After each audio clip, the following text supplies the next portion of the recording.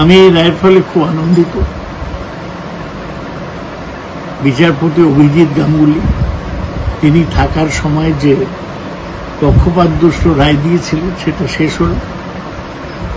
এর ফলে প্রমাণ হলো যে সরকার যে সুপার নিউমারি পোস্ট তৈরি করেছিল সেগুলো বৈধ এবং এদের চাকরি দেওয়ার পদ্ধতিটা শুরু করা যাবে, এটাই আমি খুশি।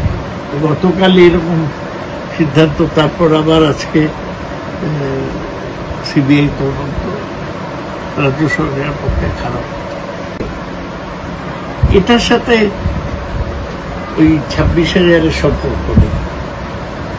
রাজ্য সরকার যেটা বলেছে যে ওরা কয়েকটা আলাদা প্ল্যান নিচ্ছে, তার মধ্যে একটা হচ্ছে রিভিউ পিটিশন, সেটা এখনো ফাইল করা হয়নি।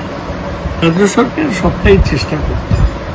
আসলে তো ওই অভিজিৎ গাঙ্গুলি যে পরে বিজেপির এমপি হয়েছে, সুতরাং আমরা যে বারবার বলছিলাম যে হাইকোর্টের একটা অংশ পক্ষপাতদুষ্ট রায় দিচ্ছে, সেটা প্রমাণ হয়।